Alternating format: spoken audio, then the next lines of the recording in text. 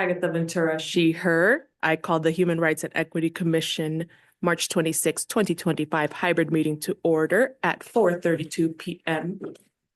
Pacific Standard Time. As a reminder, please announce your name before commenting. This helps the blind, visually impaired, and those online know who is speaking, where speakers' pictures or names do not appear on their monitors to share an equitable experience.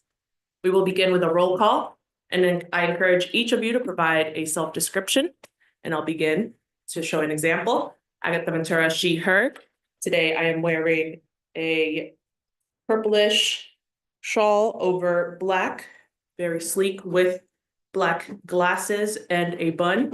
I'm a Latina woman with tattoos.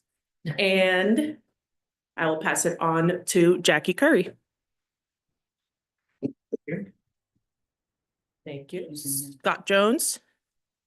Scott Jones, Commissioner. I am currently wearing today a brown plaid button-down shirt with collar and dark hair, middle-aged white person with my hair is highlighted with gray. Thank you. Black rimmed glasses. There we go. Thank you. Adrian McDougall.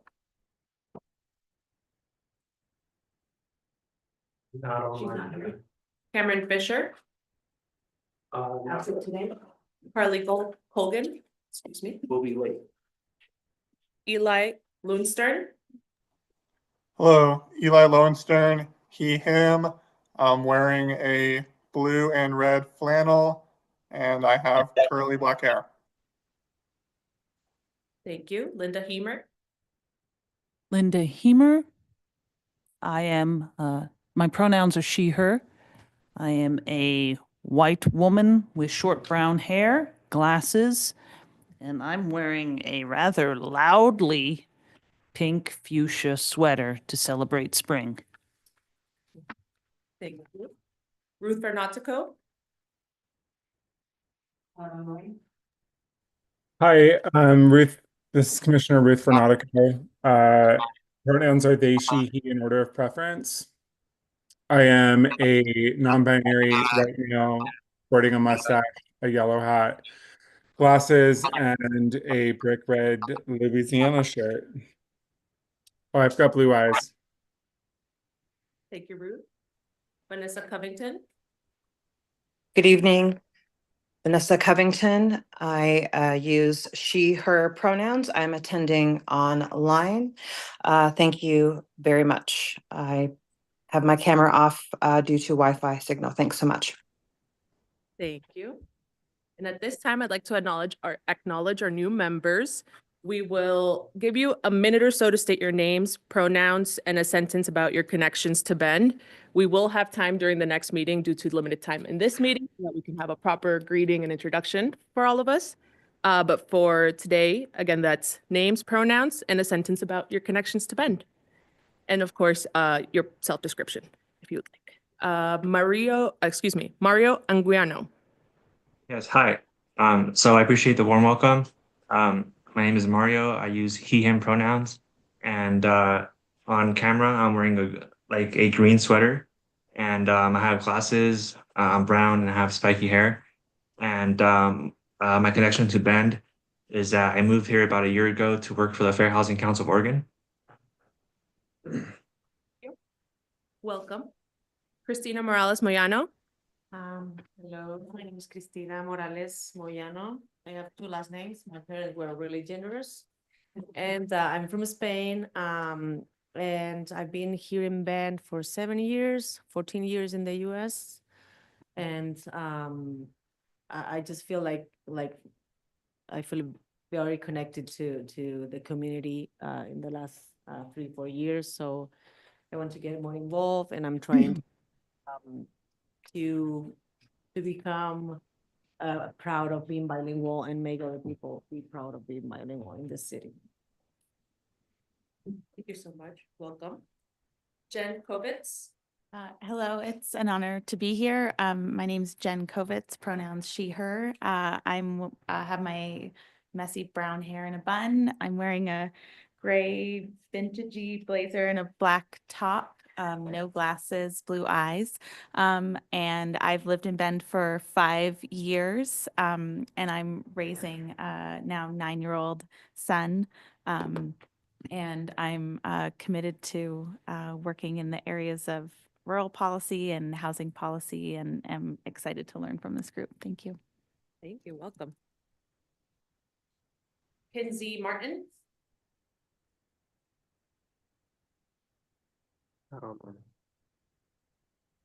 Thank you, everyone, and welcome. We will now move on to the City of Bend land acknowledgement. We have a volunteer here today, come forward, or? This is Ruth. I can read it. Wonderful, thank you.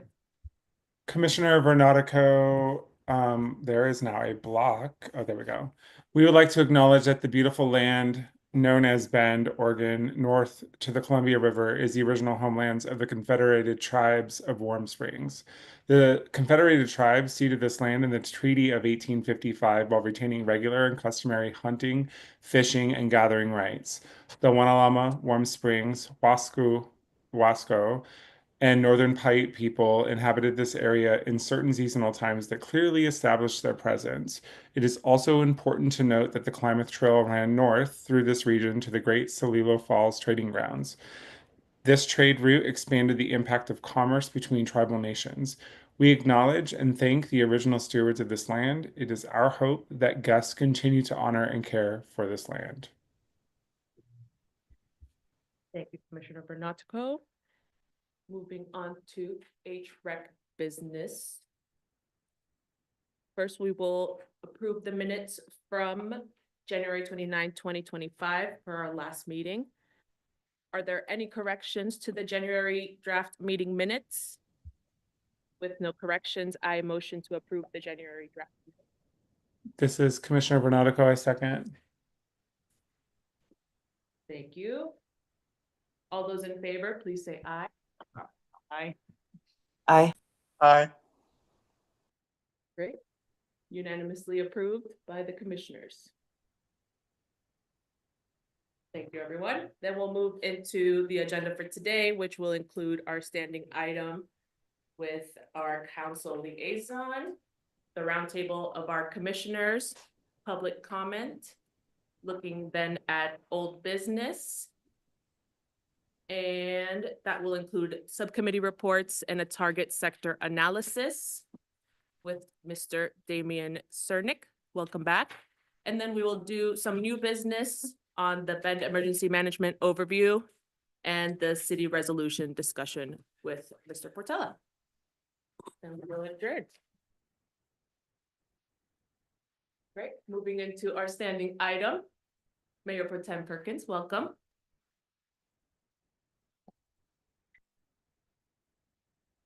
Hi, good afternoon. I apologize for being late. I literally landed a couple of hours ago, so I'm kind of in this back to reality disheveled moment. So thank you for having me. And on a personal note, I would love to say it was really wonderful to see so many Human Rights and Equity Commission members at the county meeting just the other week. And thank you for speaking up about the importance of this work. Just to go over a little bit of what we've been doing on council, and something that came up to me as I was driving over here, so probably very too late for this, is it would be nice at some point to have the new council goal framework up on the screen. Maybe we could do that next month or something like that. Yeah. Because it's been part of what we've been doing. But on council last week, we had our work sessions. We spent a lot of time talking about traffic. And particularly everyone's favorite subject, Greenwood, and then also just what are some other ideas for traffic calming in our city. As you know, speeds have been going up, and there's a lot of people who don't feel safe getting around, whether they're on a bike, walking to school, or even driving. And what are some things that we can do? What are some tools that we have now, and what are some tools that we want to look at in the future? Would love to hear. We hear a lot from people about Greenwood particularly, but I think we are not hearing a lot of people that, you know, they have to do this commute every day, and the importance of getting from A to B, in a reliable amount of time. Even knowing that it's going to be X amount of time is better than, not knowing, and thinking it's gonna take 5 minutes and it takes you 20 minutes. And so I think that as we're continuing to collect this data, on Greenwood, I really want to hear from people who, are making that drive, for work, or dropping people off at school, for important errands, every day, because, I want to make sure that we have a really good basic knowledge going forward. So I would love to hear, from any of you on that at any point. We also had a really wonderful moment. We had our Women's History Month proclamation. It was read in Spanish and in English. And we had representatives from the LCA, from Saving Grace, and Planned Parenthood that were there to accept it, and that was really wonderful. We also did our Human Rights and Equity Commission appointments, approved those.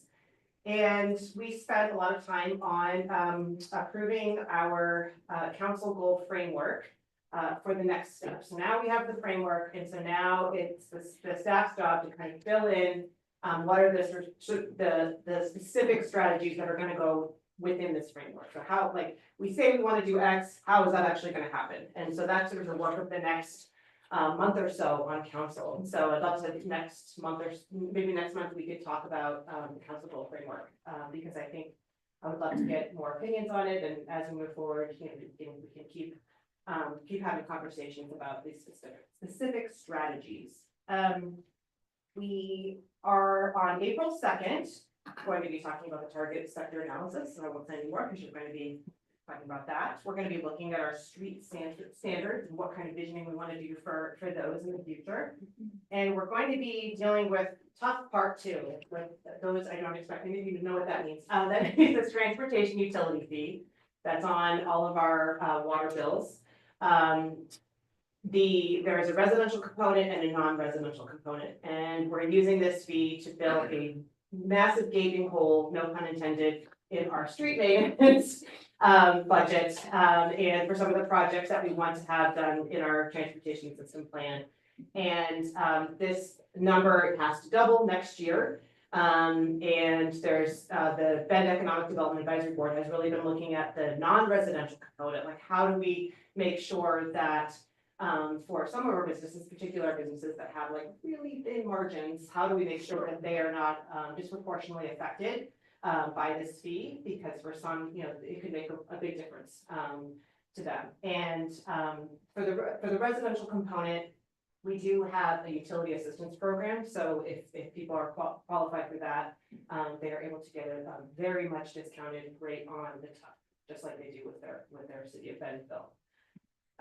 So that's basically what we're talking about on the 2nd. And the other thing that we've been talking a lot about, and then I'll let you ask questions, is tourism. And there is a bill in Salem right now that would, for those of you who don't know, someone stays in a hotel, someone stays in an Airbnb, they pay a tax, and I think it's 10%. That sounds right? Our local room tax? TRT, yeah. It's 10.4%. 10.4%, yeah. And 70% of that goes back to the City of Bend, and we use it to fund basically our public safety. And then the other 30% goes back to Visit Bend for them to reinvest this money. If we were to increase that amount, the ratio flips, and it's 70% goes back to Visit Bend and 30% in that increase. So there's a bill in Salem right now to really talk about, A, like, you know, what do we do about those ratios? And B, how can we use this money for something, how can we expand the definition of what we could use this money for? So 70% has to go back to Visit Bend, could also be used for road maintenance to, you know, help repair roads that are very highly used and been traveled in our summer months, or even our public safety, there's increased calls for service, that kind of thing. And we've been working, you know, alongside Visit Bend to really have that conversation, to be able to appreciate the work that they do, because they do incredible work with responsible tourism and sustainable tourism in our community. But also to say, like, look, we have a problem here that we want, you know, everyone wants tourists to pay their fair share when they're here. So those are some conversations that we're having. The stewardship subcommittee is going to be talking about just that on April 4th. If you could just interested in listening in. But I will stop talking and babbling and let you all ask me any questions that you may have about our work or what's going on. This is Commissioner Linda Hemer. Thank you for coming today, right from the airport.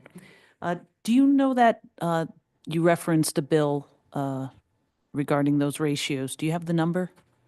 I want to say 3556. I will look it up when I get back, and if it's something different, I'll let you know, but it sounds right. Thank you. Commissioner Covington, thank you for coming. Just an idea around grabbing some data for those commuting there on Greenwood.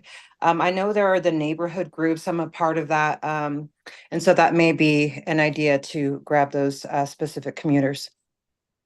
Yeah, and they have, there have been data points gathered of, how much time it takes in this, specific section, how much added time it takes.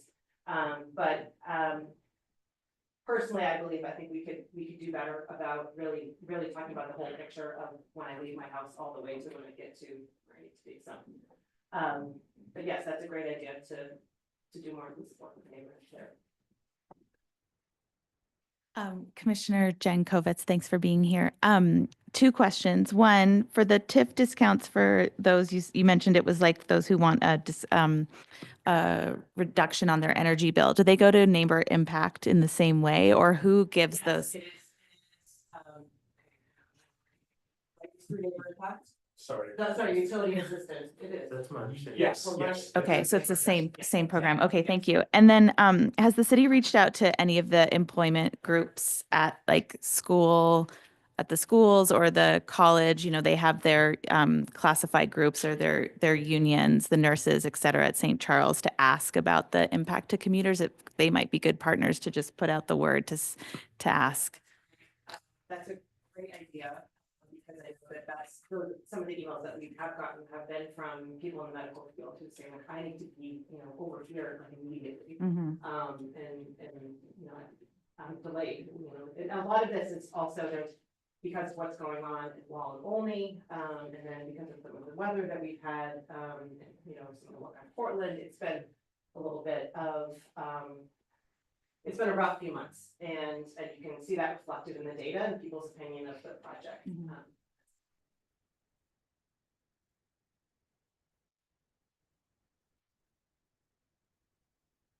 Any other questions online? Wonderful. Thank you so much. Thank you. Great, moving into our roundtable.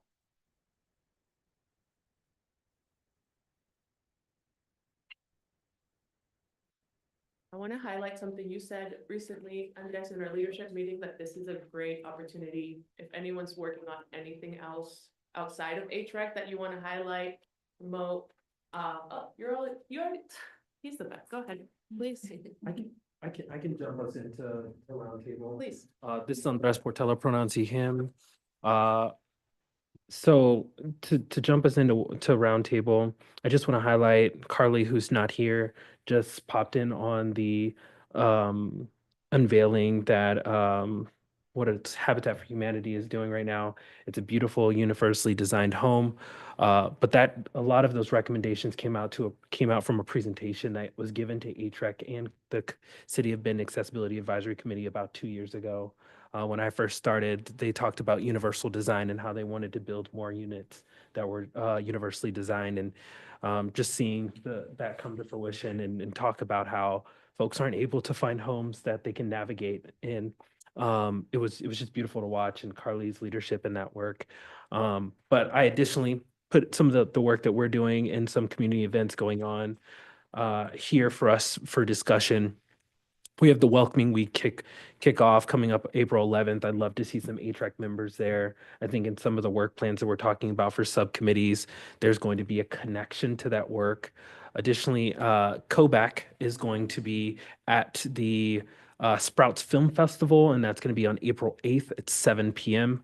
That same evening, I am missing out on a wonderful event going on at COCC, Farming While Black, Reclaiming Land and Agricultural Heritage Film Screening and Discussion.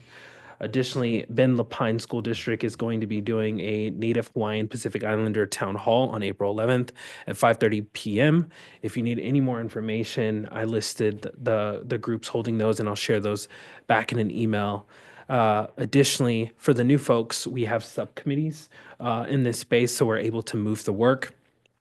We are going to be setting some scheduled times to meet. And when you get a little bit more acquainted, each one of you will meet with me. We'll discuss which subcommittee we want to be a part of. In that, we have community engagement, which meets the third Friday of each month. Thank you so much, team, for solidifying these dates. Education and Awareness Subcommittee, the third Monday each month at 3 p.m.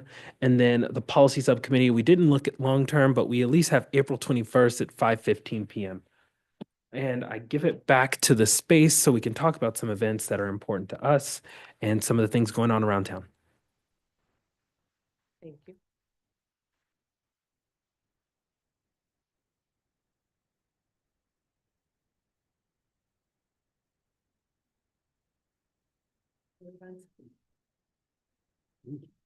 Great. No other events at this time. We will continue. We have time for public comment today. And I will pass this public comment section to city staff. All right, I'm back at the mic. Andres Portello, pronoun he, him. Public comment during the Human Rights and Equity Commission is intended to be a welcoming and inclusive towards all speakers at public meetings and create an atmosphere of mutual care and respect. These meetings often offer an opportunity to provide public input for community members to share their thoughts and opinions with their leaders. However, they are not a time to level personal attacks or threats, disrupt the meeting using obscene, vulgar, or discriminatory language, or discourage anyone else from participating. While community members may not disagree with each other or the city on a specific issue and give critical feedback, they are expected to do so respectfully and in accordance with these rules. This advisory body will hear 5 public comments for 2 minutes, totaling 10 minutes. If a speaker exceeds the allotted time, they will be paused or muted to advance the meeting. I will look in the audience and say, hey, anybody in the audience want to come up for public comment? Lisa, do we have anybody online? No one online. All right, and I give it back to the chair. Thank you. Moving into our old business, starting with our subcommittee reports.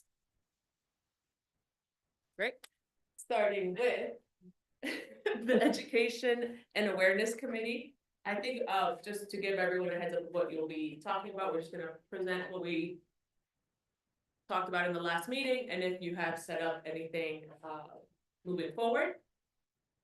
I'll start for the Education and Awareness Subcommittee with Ruth and one additional person. No, just great. We have decided we're going to be meeting on Mondays, the third Monday of the month at 3 p.m. And we were able to agree on the goals that we have set up and some of the sub ideas of how we're going to move that forward, or how we hope to move that forward.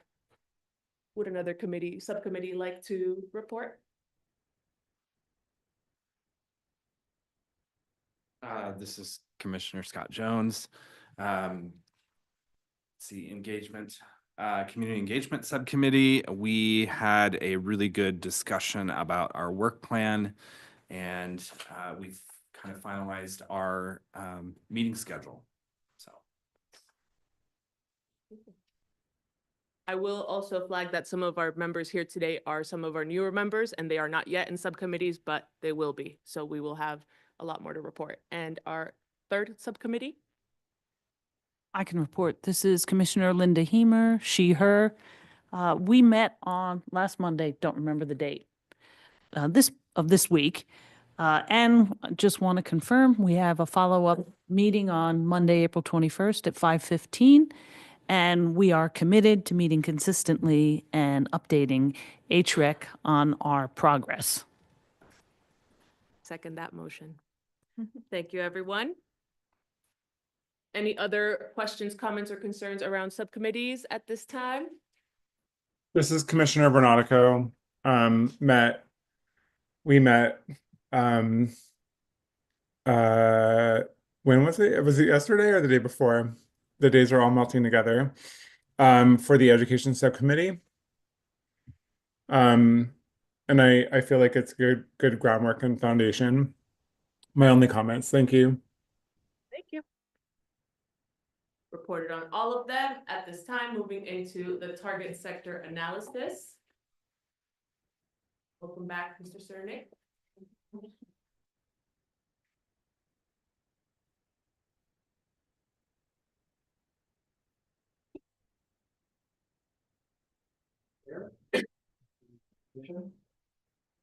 For the record, my name is Damian Cernick. My pronouns are he, him. For the viewers online, I am wearing a blue and white striped shirt. You will see me wear glasses occasionally when I need to read something. And I am bald. What's left of my hair is around the back of my head.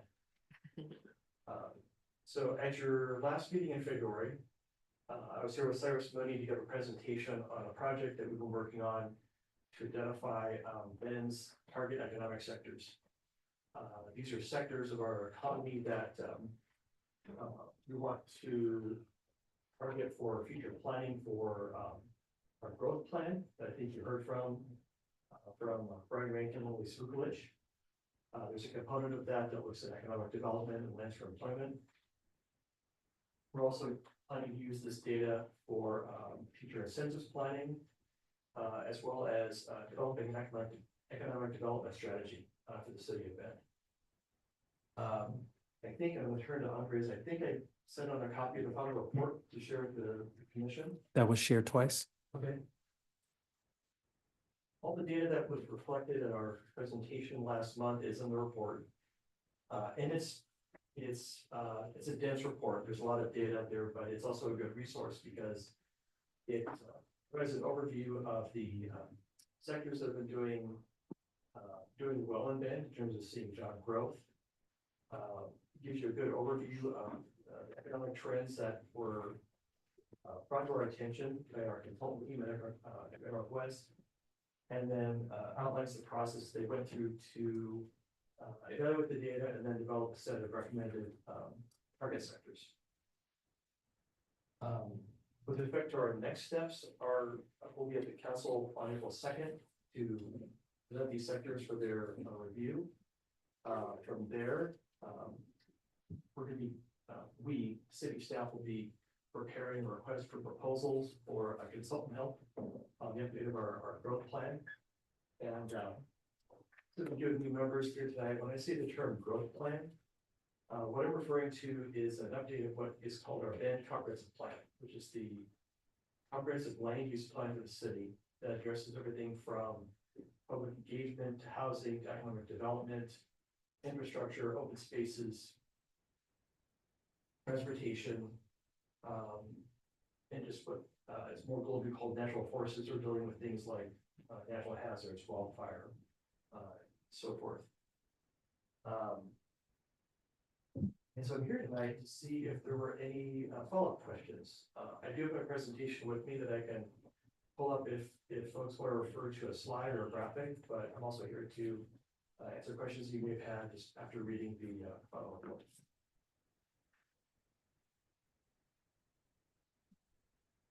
Agatha Ventura, she, her.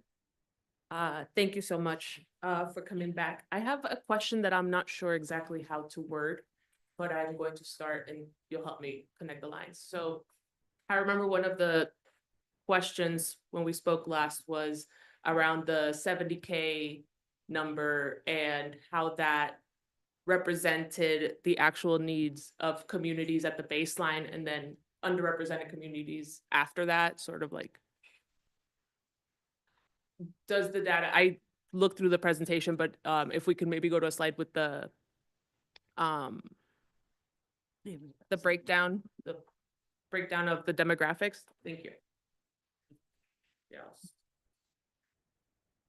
Yeah, I'd be interested to see on Exhibit 1, covered employment and paid per employee.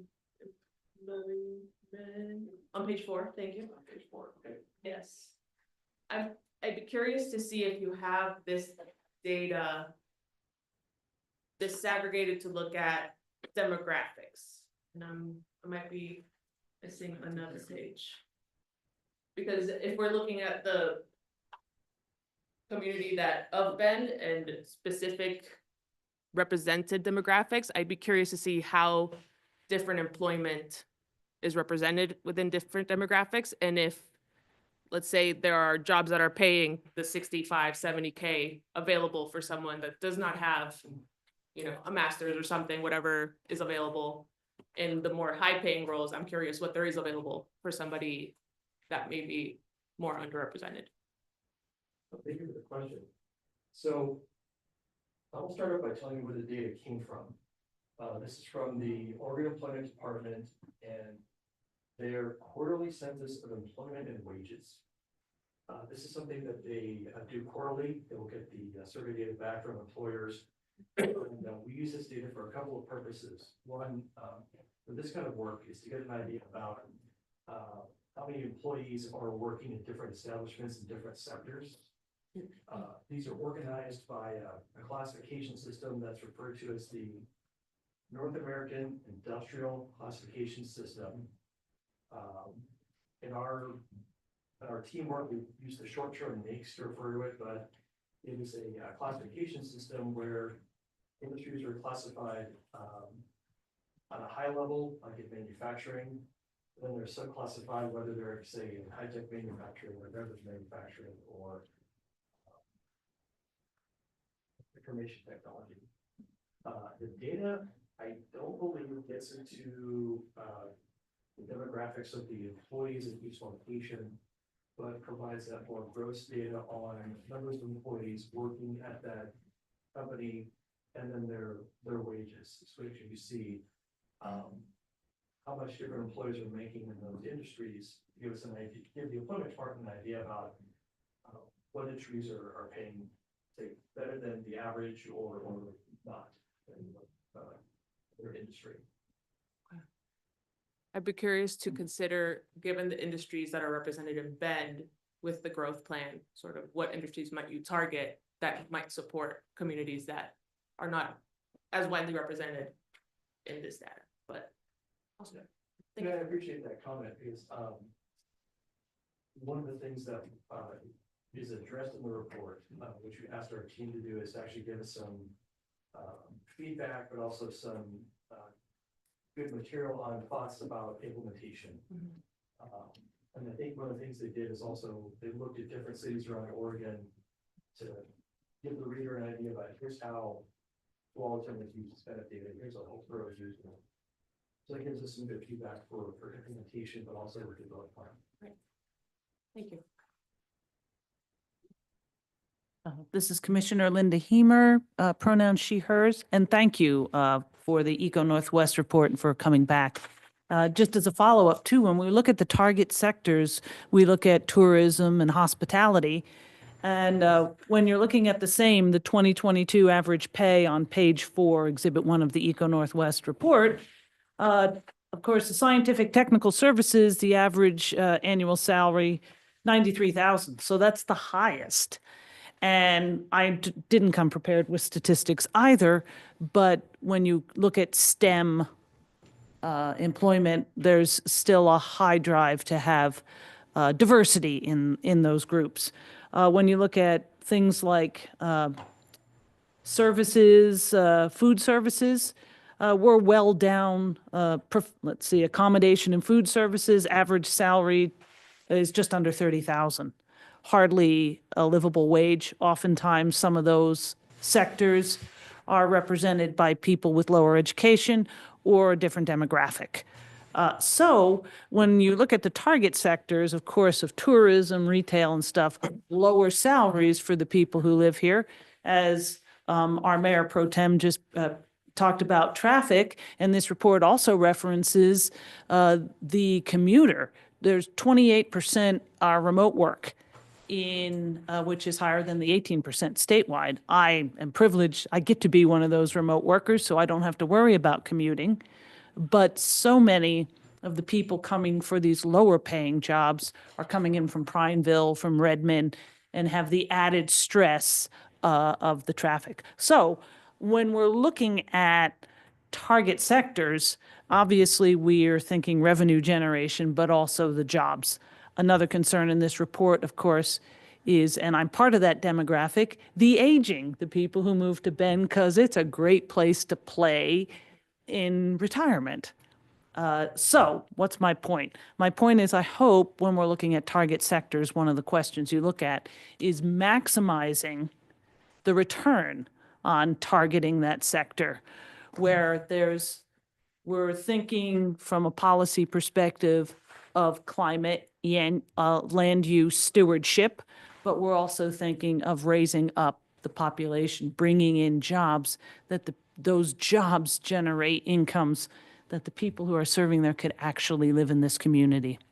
And I know that was the question, I believe, your partner who came, who had talked about the 72,000. So what's my point? Targeting higher paying jobs and balancing the impact to our community, the sprawl, the land, which I believe Commissioner Curry, Jackie Curry, had also referenced. Remember, we are stewards of the land. I don't mean to speak for her. And finally, I don't have a question. This is more of a comment, and I'm not stuck to 2 minutes. When we looked at STEM, I do see also that stakeholders, I believe they identified them. One was OSU. I don't see COCC. I don't see our community college represented. And I'm really excited with their new pathways, their guided pathways. Hopefully the federal funding from the Department of Education does come through, the 2.5 million. But they have a great business development. Director Graham, I think his name may be. Okay. But to encourage especially students, the marginalized and traditionally underserved students in our community, to be prepared for those jobs that we are trying to target in this report. There is no question. Agatha Ventura, she heard, just quickly to follow that up. I'm grateful you brought up the Asian community, because I was thinking about that, as well as like the disabled community, or also remote workers. I also want to encourage, as you're building jobs, what are opportunities that are not necessarily the standard job? You see, how can we provide some livelihood opportunities where people can't work in the same capacity? Something to consider as well. Take a moment. Thank you, Commissioner. For people online, this is Damian Cernick, and I was just joined by Cyrus Noni who's a business advocate. I'll let him introduce himself. Hey again, everyone. Thank you for having us back.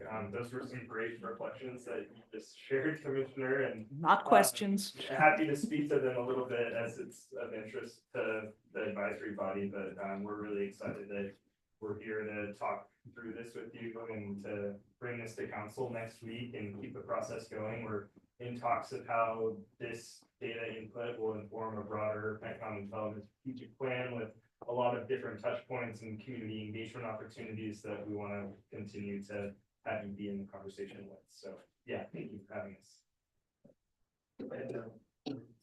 Commissioner, thank you for your comments. I wanted to add, they're all relevant as we do this work with the growth plan. Because as we're looking at our future plans for employment and where people work, where they do business, where they exchange money for goods, we do that comprehensively.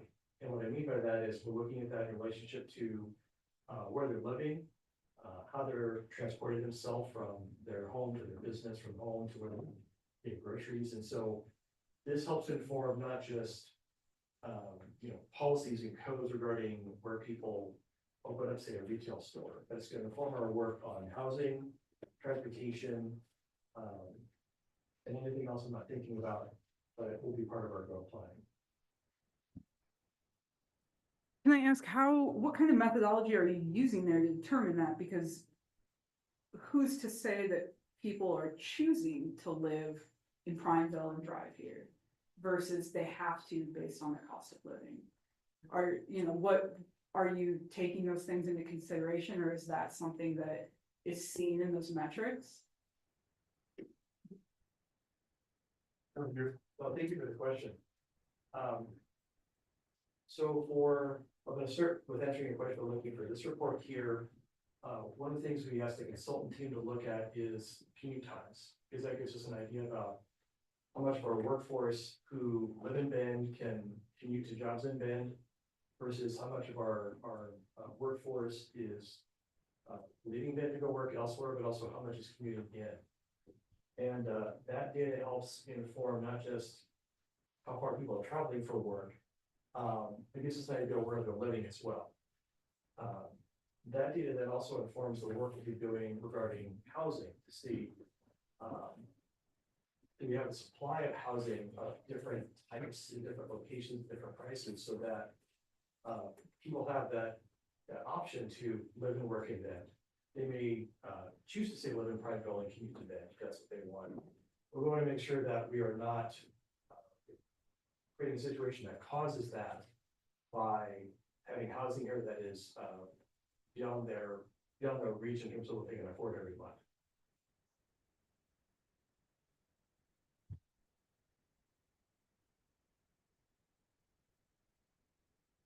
I have a question. This is Commissioner Jen Kovitz. Thank you for being here. Mayor Pro Tem had shared a piece of legislation that's in the Oregon State Legislature currently related to her update. And I wonder if there's anything that we should be watching that's currently in the state legislature that's going on right now that would support this work, or you feel undermine it, that we should just be tracking on. Thank you for the question. It's been a very active legislative session. I think you might have seen in the press. There are no bills that would undermine this work.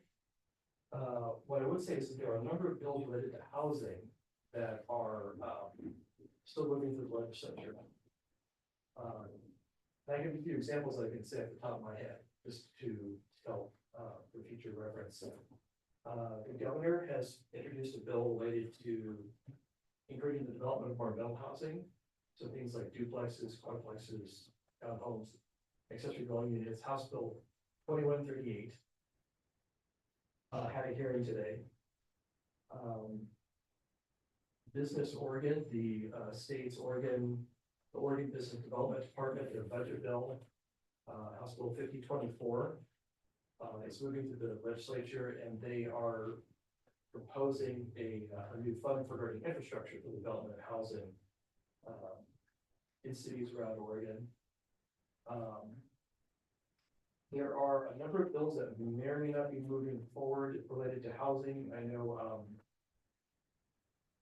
I think it was Senate Bill 49, who was introduced by Senator Fama of the metro area.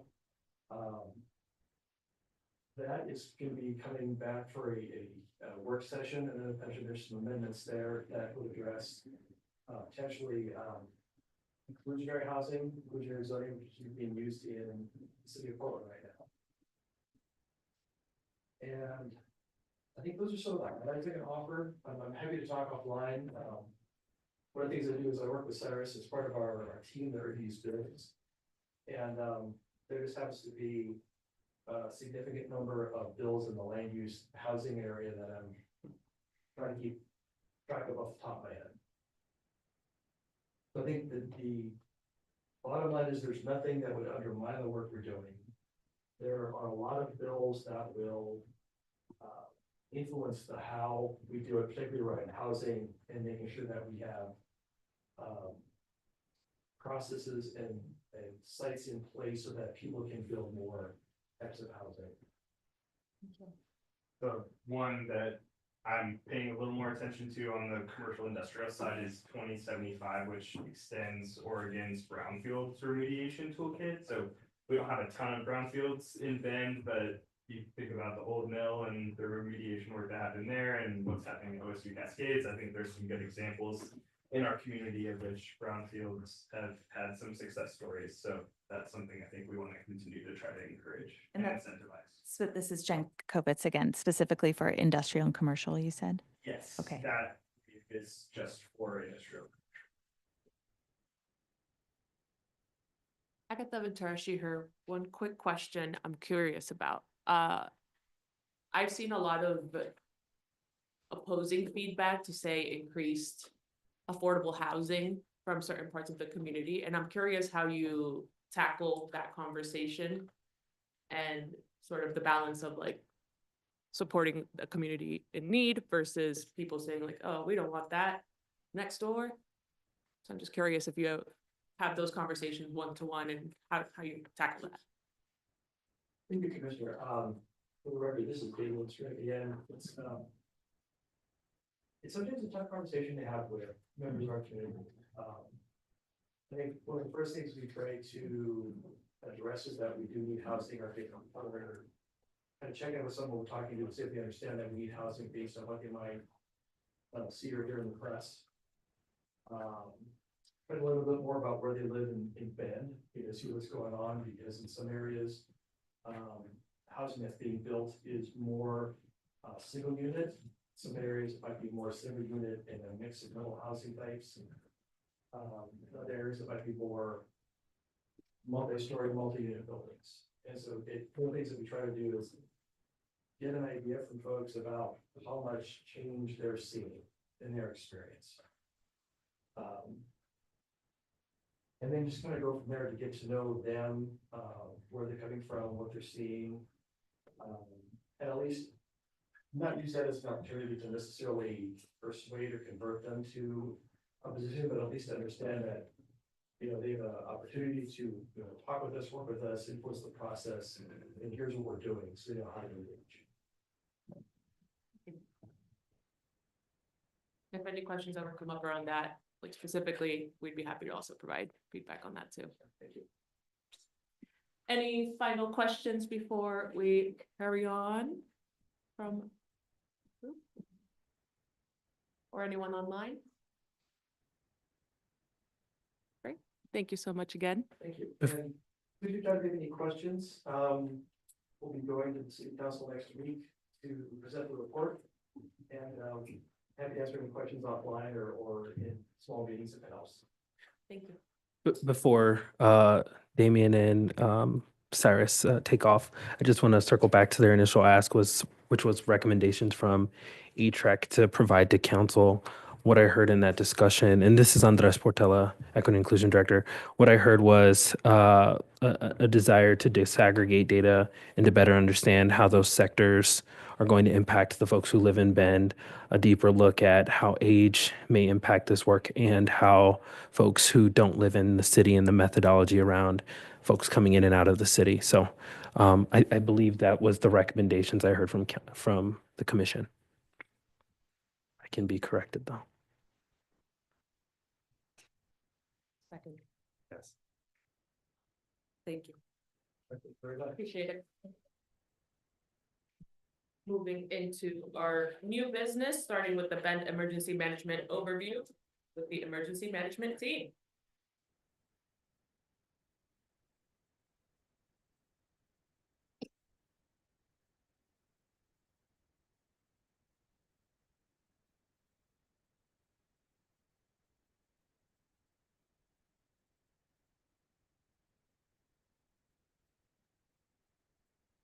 As Carrie Carl from our emergency team gets the slides pulled up, I just want to acknowledge that Commissioner Hemer asked for this presentation a few meetings ago.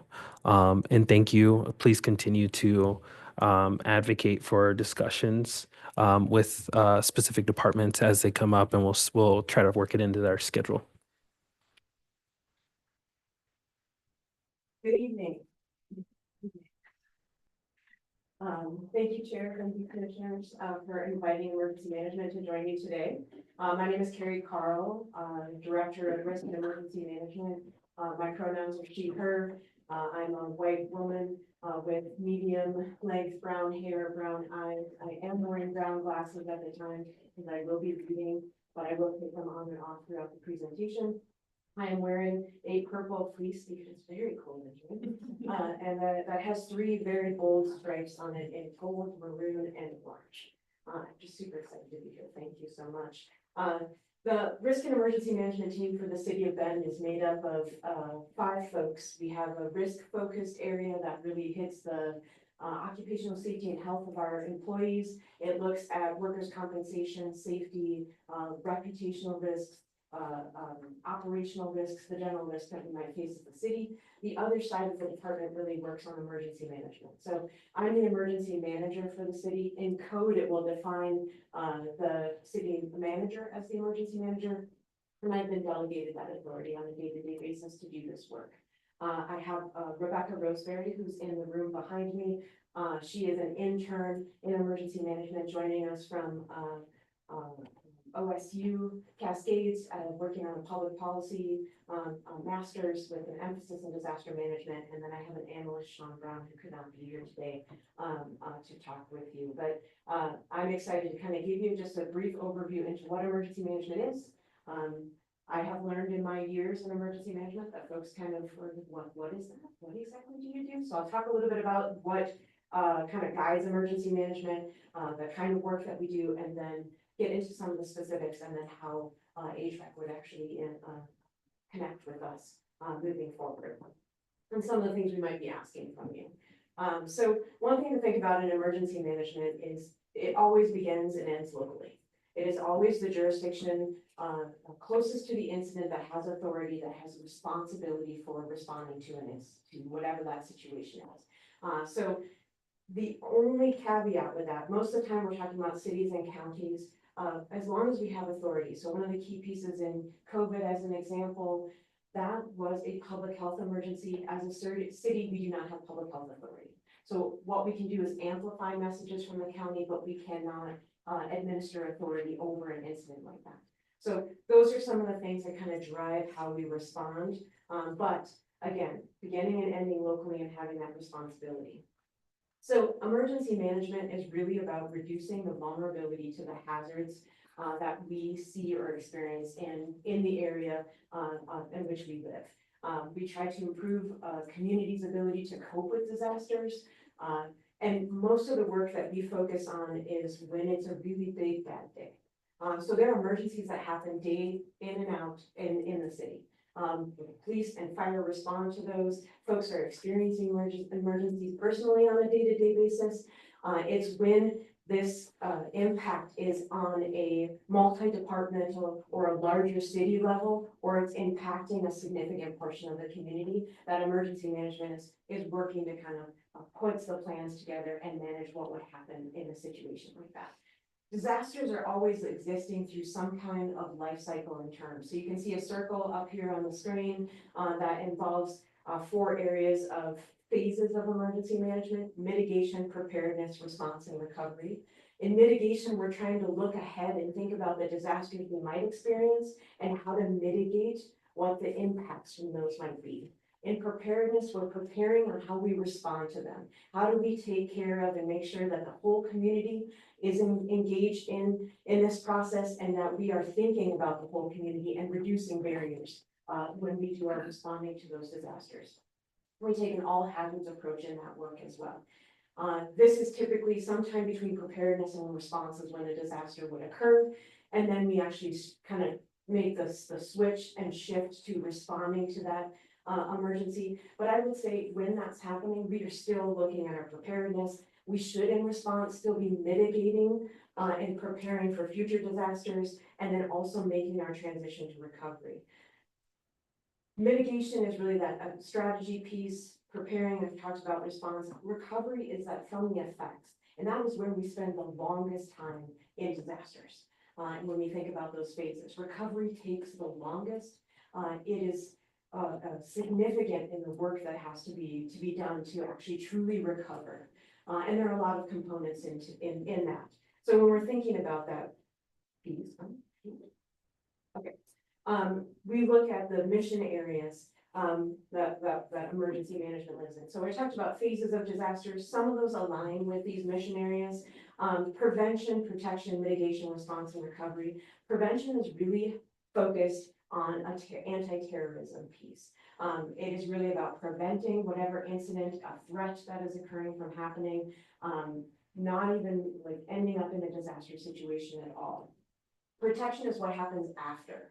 So say a disaster occurs, protection is that piece of a world where we may wear something that shields us from the incident. We may wear a mask to protect ourselves from whatever's happening, but it's putting our protection in place to protect community members against those threats and hazards that they face.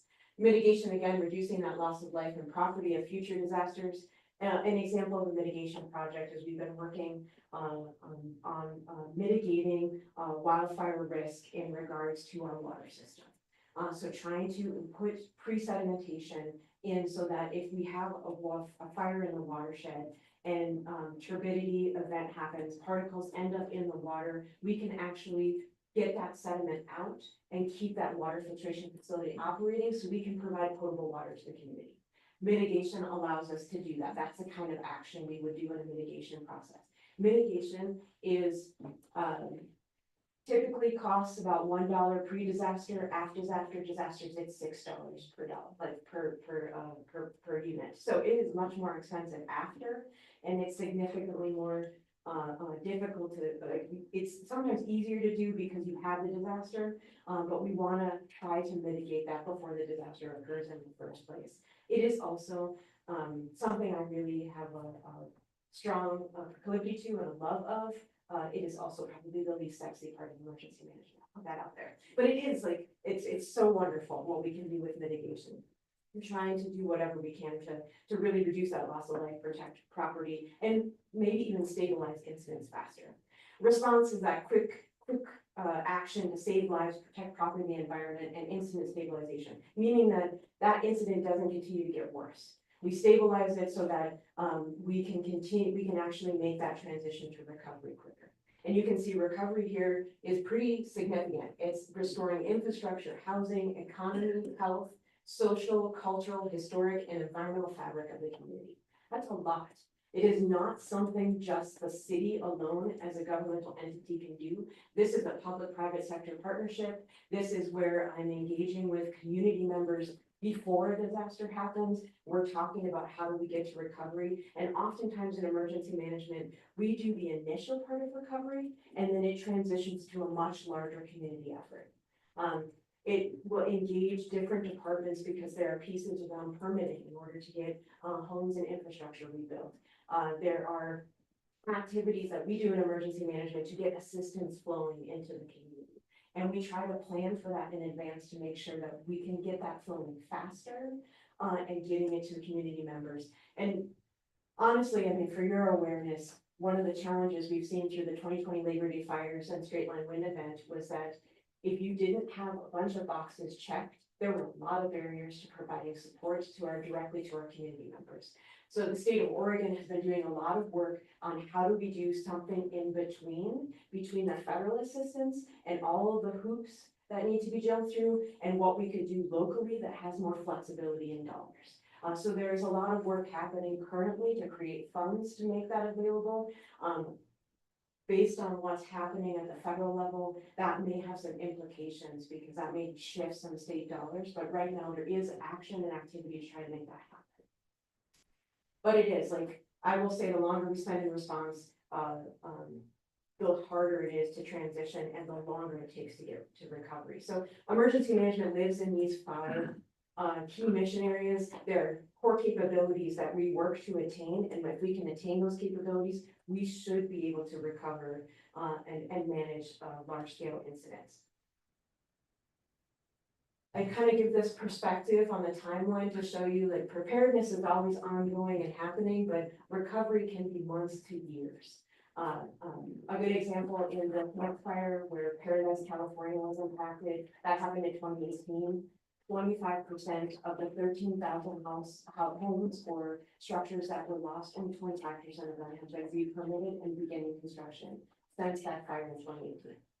So it is a long process. There are federal dollars like the CBD, Community Block Development Grants. Those kinds of grants from 2020 Labor Day fires just got released last year. They're just getting started to get community manager members support and help to get their coverage. So it is a long process. I feel like I'm very doom and gloomy. That's not what I'm meant to be. We have a lot of guidance that helps us figure out what we need to do. This is kind of post September 11th. What we found was a lot of people came together to try to respond to this disaster, and they were not using any consistent systems. So Presidential Policy Directive 8 came out of that. And that gives us this nationwide approach in how we do emergency management. And our goal is to prevent, protect against, mitigate, respond to, and recover from threats and hazards that pose the greatest risk to the nation. And for Bend, we're just saying the greatest risk to them and what our community looks like and how we sit today. So that's that national preparedness goal. There's a system that helps us address how this works together, these planning frameworks that tell us how we do this work. And then the National Incident Management System helps us all respond collectively, which means if the county's having a bad day, I can go help the county. If we're having a bad day, people across the state can come and help us because we all use the same system, we all talk the same language, and we all work together to the betterment of our communities. When we talk about coordination in incident management, we talked earlier about that jurisdiction having authority, it's typically that city or county. And when help is needed, requests must flow from a local to federal level. We as the city cannot directly request support from the state or the federal government. We have to always ask the county first. And we typically have to have either exhausted those resources or must be headed towards exhausting. The only caveat to that is if we do not have access to those resources, if we just don't have those resources, then we can make that request. And we can push it up to the county, and we'll push it to the state and federal government.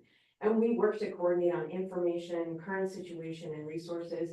If we have an incident, like even the weather that's happening to the west of us, there are like standing up emergency coordination centers to have conversations and communication around the potential for tornadoes and thunderstorms and rain and all these things that are supposed to happen west of the Cascades today. So when we think about emergency management, we talk a lot of times about hazard and risk. We may have hazards in Central Oregon, but we may not have risk for them. Hazard has to have that potential to be dangerous and an intersection with that human element and the built environment. We have both natural and human caused hazards. Natural hazards are typically those natural processes. If a volcano erupts in the middle of nowhere, there's nobody, it's like a tree in the middle of the forest, no one's there to, anyway. It's out there in the middle of nowhere, that volcano doesn't have impacts. I have can't help myself. If it's out there, it's like, that's a natural process. The earth needs to do that and it needs to occur. It's like, but it's when we have this intersection. They're unexpected, even if anticipated, but we oftentimes cannot stop from happening. But we can reduce our risk. Risk is our vulnerability to the hazards, the probability of injury or damage, or its probability of occurrence, and capacity to cope with it. It's done in relative terms, and we talk about likelihood of damage or monetary losses when we think about that. So oftentimes we're looking from that risk lens. Here are the hazards we face, what is our risk to them, and then we work to really reduce our risk for those hazards that pose the greatest threat. So human technological hazards we would see in Bend are hazardous materials. Highway 97, the railroad are always moving hazardous materials through Central Oregon. We could have utility failures, a squirrel on a sunny day. We lose power for 8 to 12 hours. Those things happen. Transportation incidents, and then lower on the list is terrorism or civil disturbance, but they're also things that we think about. On the natural side, is anyone familiar with the Cascades Subduction Zone earthquake? It's a mega thrust earthquake. It is expected to occur off the coast of California, up Oregon, and it is a long subduction zone. It's a plate that's being moved under the North American plate, and it's actually what creates the Cascades. But this earthquake, when it happens, will be a 9.0. It will have very strong shaking. The coast is expected to subside like 80 feet. There'll be a tsunami. Most of things west of us will be lost significantly or have really tremendous impacts. We will also experience strong shaking here. We could lose windows. We could have things fall off our walls, all kinds of impacts. but there's also a lot of expectation that people are gonna come here. And because this is going to be safer than where they are normally. This is gonna be the coast. That's what a lot of folks say. I was like, but it is, the idea is, you know, Salem may be looking at this as the new Salem. Redmond would be it's a federal staging area. That's where a lot of resources will be pushed in order to not necessarily support Central Oregon, but go farther west. So Cascadia subduction zone, we also have fault zone earthquakes here, potential for drought, flood, landslide. There's a whole list here, wildfire, volcano. Not this. See, this is why people don't want to have an office next to me. But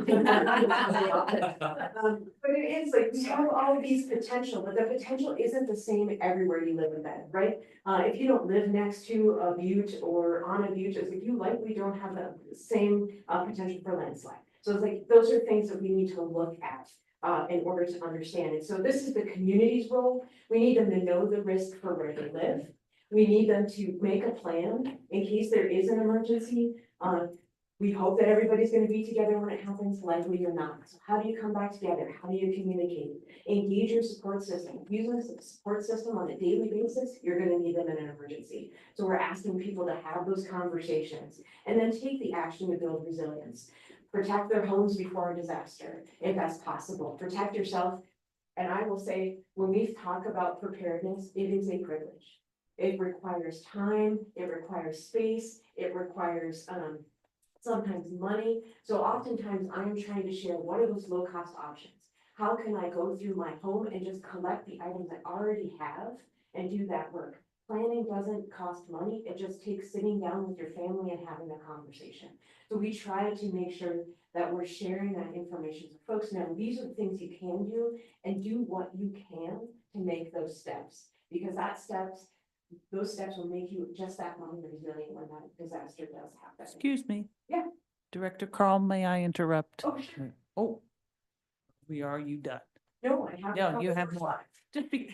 This is Commissioner Linda Hemer, and yes, I am the one who thought it'd be a great idea to have you here. And I think it is, and I really thank you for for coming and your preparedness. If we could go back to the slide on community role, no plan, act. I have a go kit. Yeah, it is, but to have that go kit and like the water expires, I have to circulate it out. It actually costs a lot of money and it takes a lot of time to prepare. And one of the reasons I had thought about having you come, the time I brought it up, there had just been an announcement on a settlement or a prosecution. I think it was criminal with the Paradise Fire. And 85 people lost their lives. And they had published a brief paragraph story of each of the victims. And I counted 78 of the 85 had some infirmity or barrier to access to information about escape or the ability to get out. And we saw that too with LA. People who were physically unable, the elderly, infirmed, disabilities. And I thought, it's one thing for me to check my mobile device. My wife is a volunteer on the DCMRC, that's Deschutes County, the Medical Reserve Corps. So, you know, we're all on the, we're on the chain. And then I think, what can we do for our neighbors?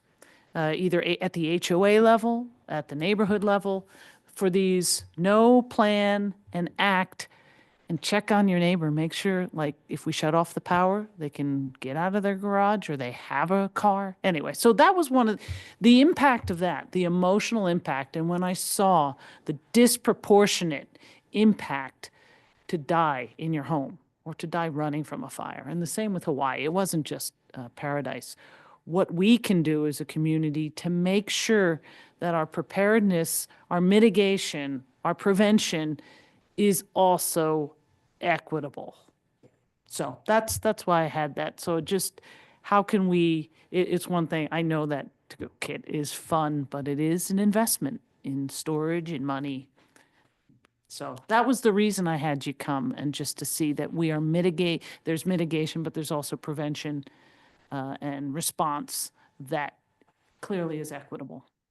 Yeah, and I think, thank you, Commissioner. One of the things I would share with, and we'll talk about, you'll actually see, I'll get to this about the disproportionate impacts a little bit later on, and that's one of the reasons why I'm here.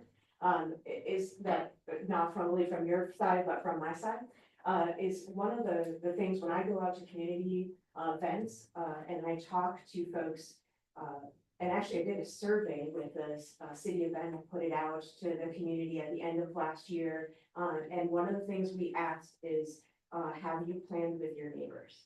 And that was by far the lowest awareness piece that we had. People had registered for Deschutes alerts. They maybe updated or assembled supplies or put their kids together, at least a portion of their kids together. But that conversation of planning with your neighbors, because understanding, I mean, I'm the person in the neighborhood who has 350-gallon drums of water because I don't know if my neighbors all have the capability to store water, but I know that I do. So I store that and I put those pieces together. I reach out to my neighbors to have a conversation with them. That is one of the things I ask people to do, is because realistically in an emergency, we see this constantly, is resources are overwhelmed. And when you think about the LA fires and what happened there, it takes a long time to get other resources activated and moved from other states.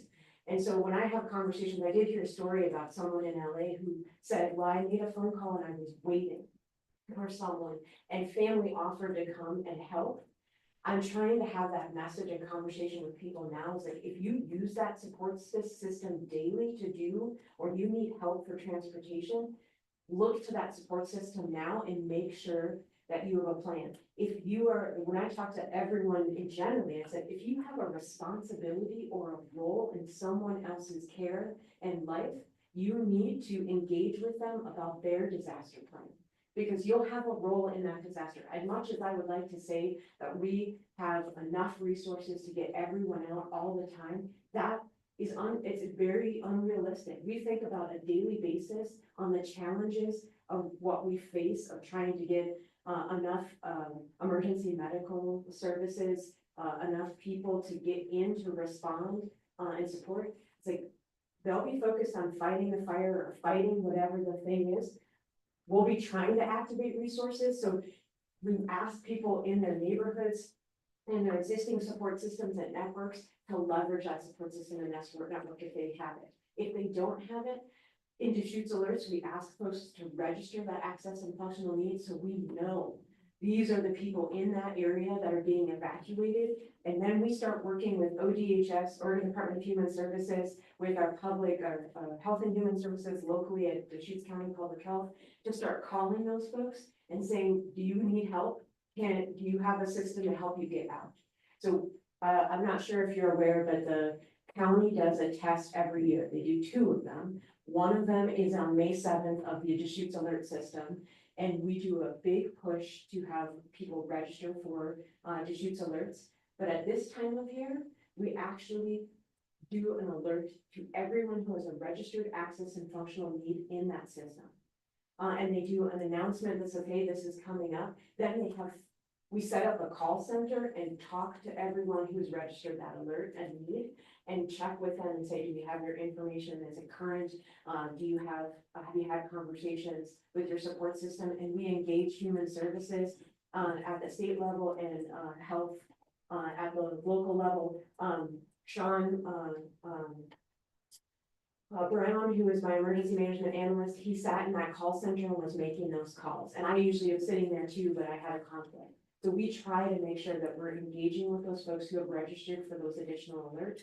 And then when I talk to the community, I also make sure that who's your power company, because you need to talk to Pacific Power or Central Electric and see there's power rebate programs to make sure that if you have a dialysis need or a certain medical need, that you have that backup power and that they're aware of that. That also helps us when we're putting together sheltering capabilities or other packages, because we know that that's going to be a need when they get there. They're going to need that additional power if they haven't figured out where they're going to go shelter outside of congregate shelter. So we're trying to think of all those things, but I do also still need help. Yeah. Well, thank you for that concise answer. No, actually, no, thank you. That was one of the things that's just, I thought, and the idea that, as you said, the least response when someone says, "What about your neighbor?" Like, oh, I didn't think of that. So that's a fantastic guide. And I had something else and I lost it. So I'll just, the wildfire map, I think it's Senate Bill 678 to wildfire. Yeah. The map that was created by. Yeah, and now 2025 trying to, when I think of wildfire, but I also live on the tracks. I like trains. The, and then you also think of the affordability for insurance. If we try to move, USAA is not going to cover us in this town. So, we think of those, but it's also about awareness and being careful. But what else? My question to you, and you don't have to answer it now, is what else can we be doing as an organization to make sure that we are furthering, that we can help in awareness and possible inequity or inclusivity of any type of plan? And I did notice too on your, I think I might have gotten ahead in a slide, I'm sorry, language access. And we've had that presentation from Lindsay, and I'm sorry, I forget her title. And I'm presuming that language access program would also cover some of these services too, for awareness and outreach. Yeah, 100%. And I may hold on that until we get, and if I don't talk about language access, go ahead and prod me. But I want to get to the part where we talk about the intersection of emergency management and what I will be asking from Human Rights and Equity Commission as we go forward. I do want to highlight in emergency management, some of the things we do.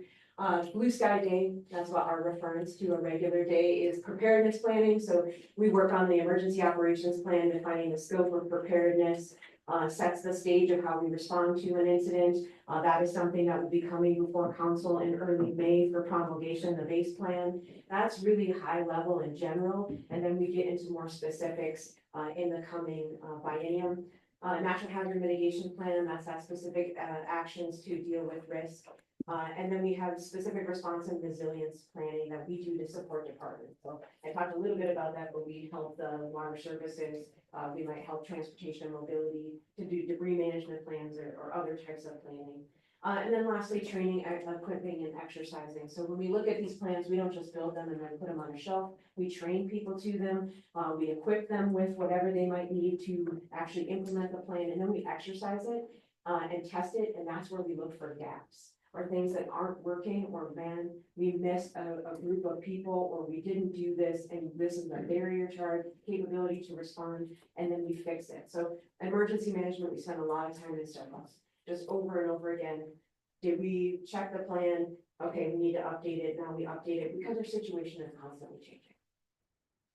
We also, in an incident, will provide support and planning for that incident through information, support, and coordination. So you don't really know the details about this, but there are multiple structures that we use in emergency response. I'm responsible for the Emergency Operations Center. That is a citywide function of responding to an emergency. That's connecting to our policy groups. So our council and mayors, our mayor, our elected officials, I should say, our executive team, but I also then provide support to boots on the ground in the work that's happening. And I work to do coordination and support to make our response efficient, cost-effective, and responsible. Like, we are trying to do what the policy group has asked us to do to the best for a betterment for our community.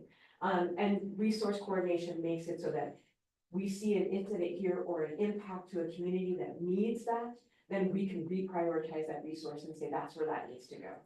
And then on a day-to-day response, if there's a kind of just a growth area for a department, we can show up and be an aid in that department's response. And then I provide outreach and education. So I'm going to a couple of homeowners associations. Yes, I've moved some of the slides around. For ease. We do education through preparedness, emergency planning, alert and warning, evacuation. I'll do tabling at events. We also provide coordination with subject matter experts. So I might bring the Division of Financial Regulation to talk to businesses or to talk to homeowners about what you need to do for insurance. How do I talk to, or even just anyone, renters, anybody who's renting or anybody who needs insurance, what are the questions they need to ask in order to make sure they're properly covered in the event they have to face a disaster? And just provide access to preparedness resources. So what I really need is your expertise and equity lens. So disasters disproportionately impact and displace many populations.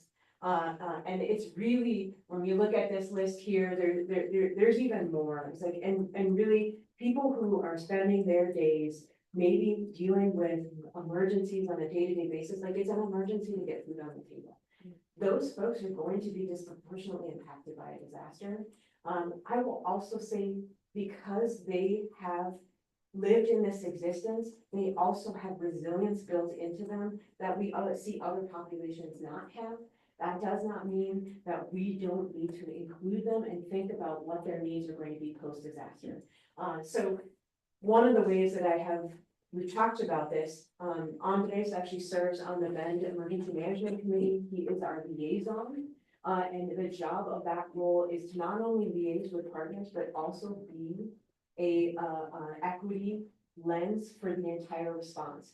That position is involved in all the meetings that make the big decisions and choices, and they will help to speak and put that lens forward as we do this work. We're also then putting that forward across the rest of the Emergency Management Committee, but having that person who's constantly asking us to think about this in a different way is so important. And that was actually something that came out of a response that we did a previous organization. We decided we needed that position to really give us that lens. And if it's too much, that's a subset of this equity. We will bring someone to just focus on that equity lens across our response. So as we move forward, planning input as we get into response planning, recovery, and mitigation, help us look at gaps, like what's missing and what might be solutions that we should be looking for creatively on how we do this work.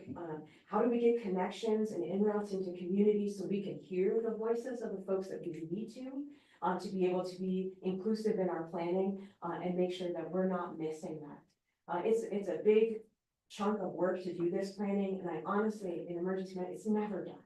We're constantly changing, constantly updating, and we can always, to your point, Commissioner, feedback.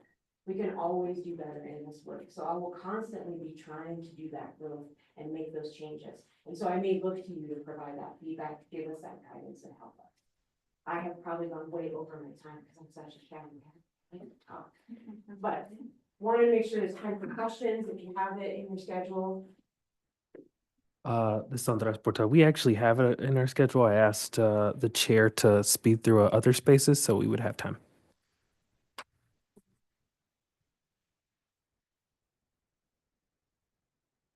This is Commissioner Scott Jones. Thank you for being here. Great presentation. I've always had an interest in what you do, so yeah. I think my question really comes down to an experience that I had last summer. I was doing outreach in Deschutes County, so this isn't specific to the city of Bend, but it is an example. And many of the folks that I worked with regularly, I would see almost every week, were houseless and living in the forest, South County. And the Darlene fire hit, and they were, some of them lost everything. Some of them, were just displaced for a bit. And multiple stories coming in that they were kicked out of or not allowed into the Red Cross shelter or different other spaces that almost everybody else in the community was being allowed to be in. And, also really felt heavy stigma and,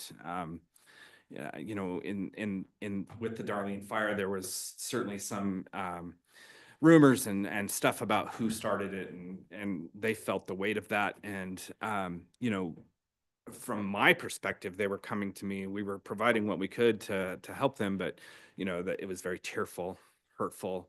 And then the process, like when we go back to that slide where the 5 core things and there's recovery, right? Like, there wasn't, there wasn't really resources provided to them for the people that lost everything, right? Like what do we do for that? And so I know that that isn't specific to Bend, but it is a Central Oregon concern. There are many, many folks in Bend that probably live in that similar situation that we need to be making sure that we're kind of managing for them as well. So kind of being that voice and advocate, and curious like what your thoughts are on that, and how when you're in this space of emergency management planning, you consider that group of folks too. 100%. Yeah. So Carrie Carl, Director of Risk and Emergency Management. It's so one of the conversations I've had with the American Red Cross. So is who are their shelters open for? And a precursor, like so, the director of our region, those shelters are meant to be open for everyone. One of the things that we saw in the mile marker 132 fire is they did activate a shelter. There was very few folks that ended up actually going to that shelter. An individual had identified as unhoused, was in that shelter. And one of the things we wanted to do immediately was, what do we need to do? What are some resources that we can activate locally? So I started having conversations through our housing and our Amy Fraley, her position homelessness services. I asked her what is the space and available in our shelter capacities, in our existing like Shepherd's House, like those other locations that we have, is it, can we make flexible room to, if we're at capacity, do we have space for folks? Because it's also about, there are some people who will not, who will be in a situation that they don't feel comfortable going to that place because it doesn't have a contingent of folks that they align with or that they can connect with or that they feel safe around.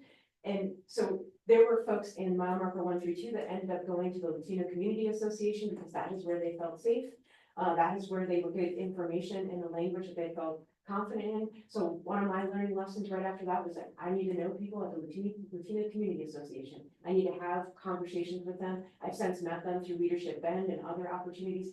But I also want to understand, like, what are the resources that they can provide and how do we co-locate folks together in a place where we can get sheltering capacity and sheltering opportunities for people in a place where they feel comfortable and okay to do that. So it's a constant conversation. It's a growth area, and there's no clean or good answer that I can give you right now, but it's a work in progress. And I will say that when I'm talking about preparedness and I'm talking about planning, I'm planning for everyone. I'm trying to make that plan something that's going to do what it can to serve everyone and not just folks who check all the boxes that can get to this particular place.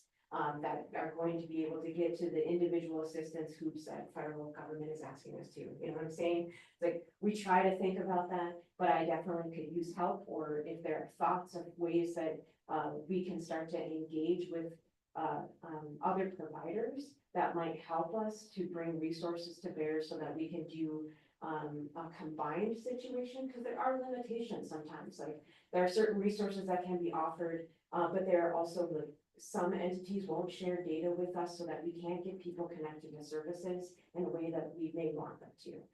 And I also want to come at that as, do I need that data? Who is the people that actually really need that to help that community the best we can? So yeah, it's not, I wish I had a good answer, but it's kind of a work in progress. And anytime you want to share thoughts or things that you've seen be successful, I want to help. I want to take that information in and then inform my planning so we can do better. Thank you. I appreciate that. This is Cristina Morales. Two things. When that earthquake is gonna happen? Like I'm not gonna be sleeping tonight. And then the other one would be like, we're talking about disasters and fires. What about the air quality? Yeah, and that's a great question, Commissioner. The natural hazard mitigation plan that we have currently just addresses wildfire, but it is something that we need to consider. We oftentimes put it as a side effect of a wildfire incident or structural fire, any types of fire in general, but we do have air quality incidents without an actual fire occurring anywhere in Deschutes County. And it was eye-opening for me, the first time I experienced that, everything blows out in the afternoon and then it sinks back in overnight, and then you wake up with that elevated AQI or air quality index. So it's part of the mitigation planning that we want to look at. It's also should be something that we should be considering as a hazard. It is something that is more directly related to the county because of the public health piece. We wouldn't necessarily be able to, as a city, say, here's the exact messaging of what we tell people should do on the public health side.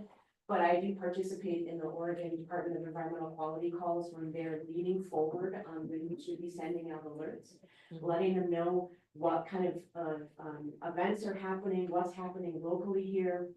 And actually, they were hosting, they said, I don't think it's gonna be a big issue for Deschutes County. And I just took a photograph of myself on the Drake Park Bridge with you couldn't see anything. We were just shrouded in smoke, and they said, okay, maybe we need to change that. Look at our forecasts a little bit differently. The DEQ can put out the statewide forecast, but they look to public health locally to do some of that additional forecasting and providing of information.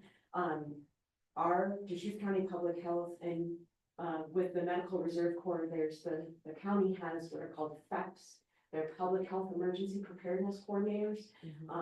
Carissa Heineke, and they have been working to put together a air quality, clean air shelter and like cooling and heating shelters. And that actually there's a dashboard on the county website for the emergency dashboard where they will populate that. The county will actually do an assessment and decide we need to activate sheltering to support that. They will coordinate and bring out whether we need First Presbyterian to stand up their shelters, whether we think we can handle that within existing capabilities. They'll amplify and send out messaging. What we do as a city is if they ask me for support, so it was last summer, there was a First Presbyterian shelter that was stood up. We provided, the city paid for the cleaning services. They contacted me, and then I provide support in that direction to make sure that we can do what we can to help our partners do this work in that shelter. So we should be doing, and you'll see I can get our natural hazard mitigation plan further work on how we mitigate that hazard. And then the county will be working more on like the response, and then it's us doing support and research coordination with them. Okay, thank you. Agatha Ventura, she, her. Thank you again for your presentation, Director. I imagine getting the information out is also sort of a big element in how that information reaches all kinds of people. So as our subcommittees are planning work plans, I think we could be a tool as well to build that bridge in one way or another with our communities. That would be wonderful. I mean, that is one of the things that has been, we use our alert and warning tools, but there are limitations. I will say in the mile marker 132 fire, we had some great help with our communications department. Kathy was there and able to provide direct translation. We knew, and the Deschutes County Sheriff's Office was able to say, we know the populations around this area. We would be really great if we could get this in Spanish and do these translations. She did that live translation. That is not something we always want to rely and expect that Kathy's going to be there. This is where that language access piece comes in play. And when I talked to Lindsay about language access, I want us to be thinking about in terms of what can I activate when we have a disaster, because I need to get information into people's hands in a way that they can easily digest and consume. Otherwise, they're not going to be able to make informed decisions. And that is where another instance of where we lose lives or we slow that transition to that recovery piece. in time. And I have a vision of like a kit making event for our neighbors. So just, we'll collaborate on that. So Yeah, that would be great.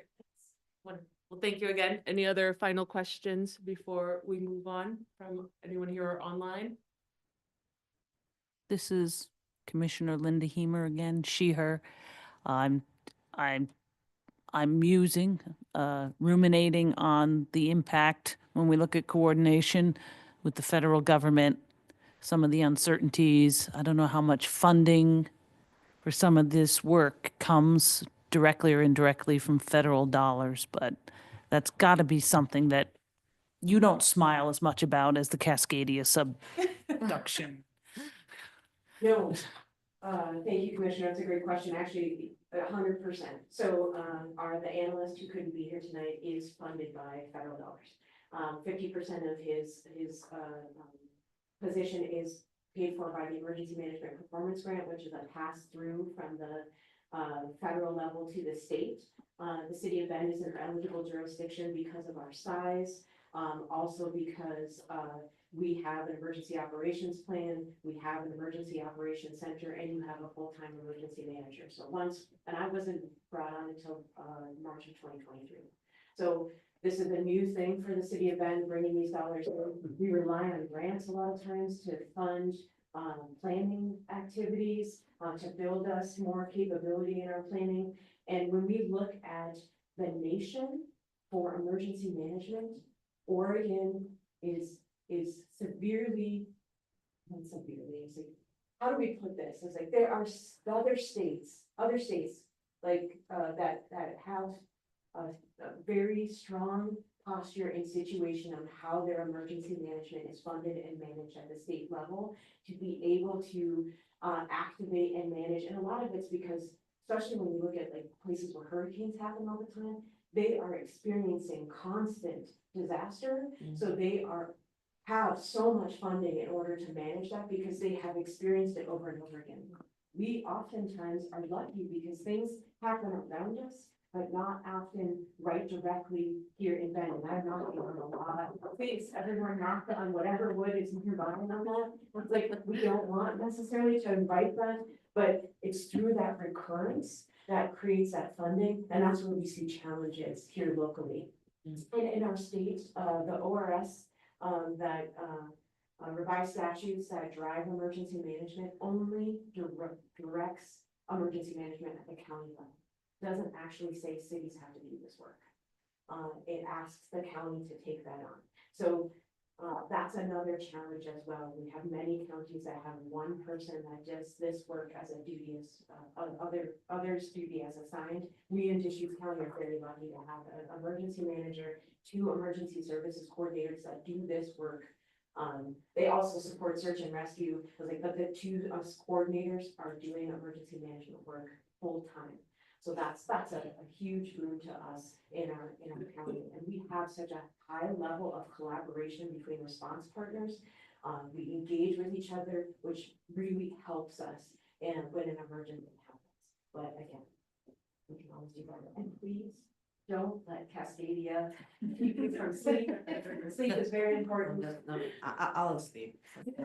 But I was wondering, nobody else is wondering why that's gonna happen, right? Like, the last one was January 21st of 1700.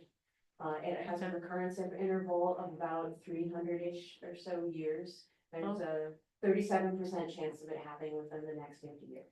yeah, the thing is like, this is Christina. I 30%. Christina Morales. So it's funny because I saw this documentary about a potential tsunami in southern Portugal, in Spain. And I'm about to watch, but I'm hesitating because then, of course, Yeah. then when I go to see my family, say, well, let's go to the mountain. But it's just something that can happen, right? Yes. Yeah, But we have to be prepared. we do. I won't tell my kids. We won't go to the coast anymore if I do some. Don't visit the coast. The coast is beautiful. Just know your routes and know how to get uphill fast. That's all I really want. Is hot better or cold better? Does it happen more in the hot TBD? Okay, never mind.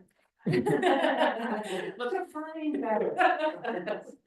Thank you again so much for coming today, and we will have you back to follow up on the status of the volcano. And to plan together. I will now pass it over to Andres for the city resolution discussion, which I have been very excited about. Thank you, Chair and Commissioners. I'm going to be as brief as I possibly can so we can get right into discussion. I'm going to do one of my least favorite activities, and that's read from a document. I also want to welcome the City Attorney, Ian Lighthizer, to the table and our Mayor Pro Tem to the table so they can be a part of this discussion. Just a little bit of framing for the context of this discussion. Where did this come from? I just want to be clear about this. Direction was given from Mayor and Mayor Pro Tem. And I say that not to be kind of poke at it, but to really say this comes from deep commitment from our elected officials. Over the last few months, we've collected, collectively as a city, met with and discussed groups and how they're going to be impacted by either some conversations that are happening locally, but conversations that are happening nationally. And in our conversations with communities, we started to see a desire for shared commitment, but then also understanding how we are acting on protecting communities. And so what we did specifically was draft this resolution, and we've done other things to show visible commitments, but this one was affirming our commitment and dignity to dignity, equity, and respect for our transgender and non-binary communities. This resolution is going to connect our 2S LGBTQIA communities specifically to our Welcoming Cities Ordinance. To be clear, the resolution is a formal commitment adopted by City Council. It can shape the way we do our policies and programs, but it's also a statement on how we act. And so I'm going to go ahead and read this real quickly, unless Ian or Mayor Pro Tem. Nope, everybody's looking at me, so I guess I'm reading it tonight.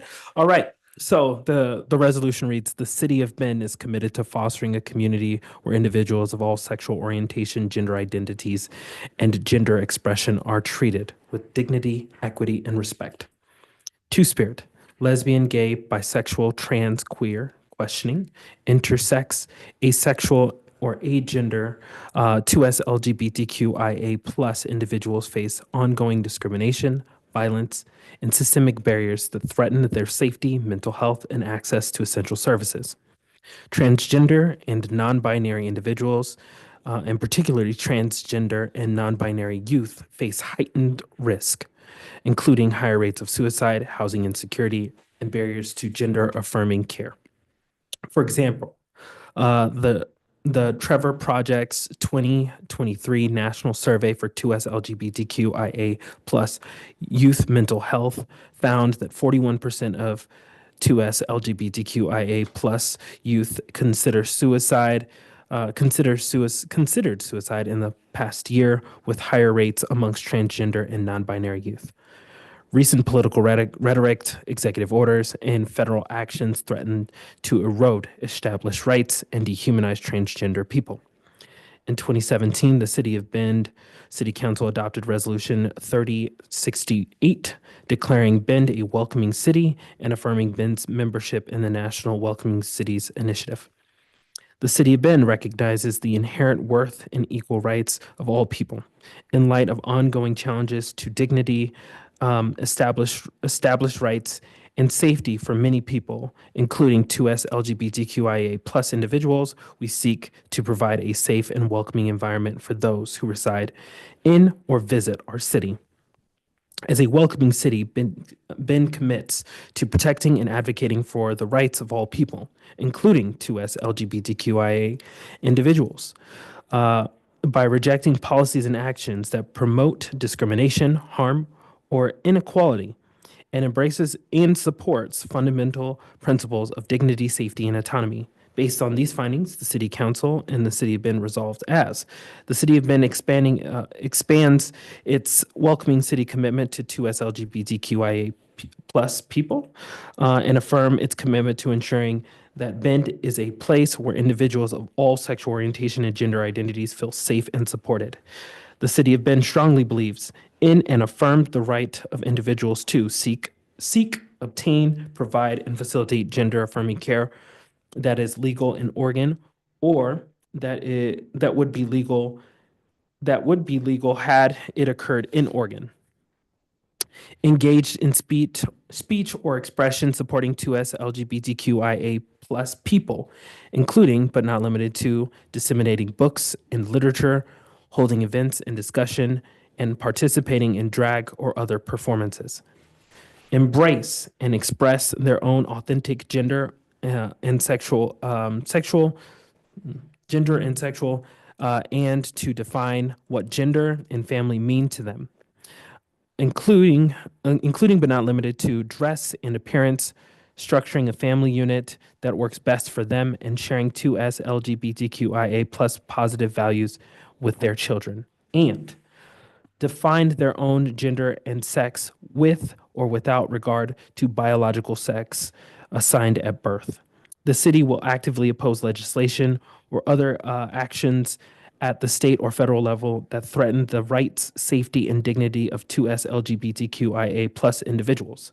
The city commits to ongoing engagement and collaboration with local 2S LGBTQIA plus community and local leaders to reduce barriers to access community-based and city resources that support 2S LGBTQIA plus individuals and organizations, collaborate with local 2S LGBTQIA plus community and cultural leaders, working closely with event organizers to ensure public safety while prioritizing the needs and well-being of participants and attendees. The city shall conduct regular reviews of its policies, practices, and public services to ensure they are inclusive, equitable, and affirming of 2S LGBTQIA plus individuals. The city will continue to celebrate and uplift the voices and contributions of 2S LGBTQIA plus individuals through public events, education, partnerships with local organizations. Be it further resolved that the City of Bend reaffirms its commitment to diversity, equity, and inclusion and accessibility with the goal of ensuring that all community members of our community can live authentically. I read that and talk about that is it in totally, but I want to open up for discussion around the language, some of the things that came up as we were reading it. I also want to talk about the hands that touch this. Again, I talked about mayor and mayor pro tem and their direct involvement. My team was directly involved in Pride in Public Service. The employee resource group that is internal to the City of Bend has also been a part of this planning process. Within the next week, we are going to be meeting with communities from the 2S LGBTQIA plus communities and asking them to come and be a part of the discussion. With that, I turn it over to the chair. Actually, I'll hold on to it and we can have this discussion about some of the language, the intent, and the impact that we're hoping to have. So are there any questions? Folks online, please join in. Hi, her. Thank you for holding it. I want to ask, at first read, I love it. I do want to put in the space the use of welcoming versus what we usually hear of sanctuary city. But my main question is something that I don't know what the right answer is, but I feel like with number 3, the city will actively oppose legislation or other actions at the state or federal level. I feel like there is something missing at the personal level, at the citizen level, where like I think of school where there was like a 0 tolerance bullying policy, where how do we enact the thing that as a city we will free speech is a wonderful thing. Where do we oppose hate speech and hate crimes toward a community? And so I bring to the space, is there a way to put that into the language or into the culture of what this language is hoping to enact? So I appreciate that question. I think it talks about a few different things, and I'll touch them very briefly. The first one is around hate speech and discrimination. From the previous work plan of the Human Rights and Equity Commission, hate speech and discrimination was pretty forefront. At this time, we are working with a nonprofit to take on a lot of that work of hate speech and discrimination, and we're almost at a point where we can message that externally. But that is a part of that comes the outreach, the education, and the tracking process. We've discussed in this space that it would be wonderful that the equity department could hold that information, but we are subject to public records. And so really working with that nonprofit is to really focus on how does a nonprofit really focus on providing the right resources to folks who have been harmed, but also working with community partners to do the outreach, education, and awareness training. So that's one part of what you were talking about. I think around the language of proactive policy or policy at the state and the federal level. That's a part of the work that the equity department is currently doing. We've talked about our human rights campaign score, which is our MEI. The city of Bend, when ATREC was started, this was a point of discussion in which ATREC said, why is the city at 60 out of 100? And over the last year or so, we've gotten the city up to 81. And it's been that intentional touch of making sure that our policy aligns with our actions. And so a part of that work is to look at state legislature and as things are coming up. And I never want to say we're in a good space in the state of Oregon because as we've seen locally, times can change very quickly.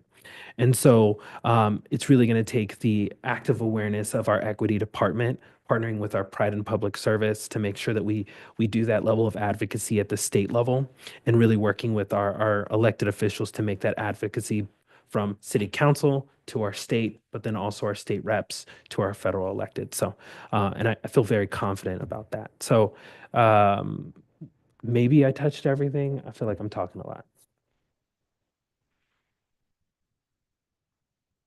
Ian, do you want to talk about the welcoming versus sanctuary? Yeah.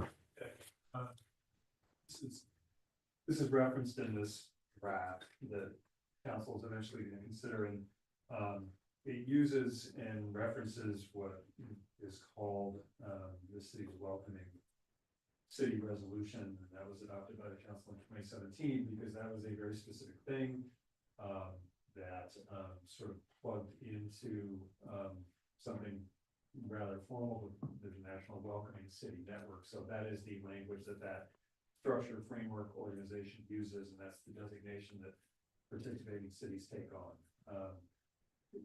This is maybe a moment for me to talk about the sanctuary word. Some cities and states use that, some don't. It, in my opinion, most of the time doesn't really have any legal meaning. It's become kind of a shorthand, and it can be something that is laudable, that people think is a goal to be achieved. It is also something that some other people think is not a positive thing. So in this draft, we haven't used that word, and that's in part because there are, fortunately or not, or just the reality is there are very different views and reactions to that word. Two, it doesn't come with it. It doesn't come with any particular legal significance. And then three, I think it can potentially create expectations, good or bad, from various perspectives that aren't particularly realistic. So it is not my call whether to use that word in resolution. This is something council will consider, but this draft doesn't.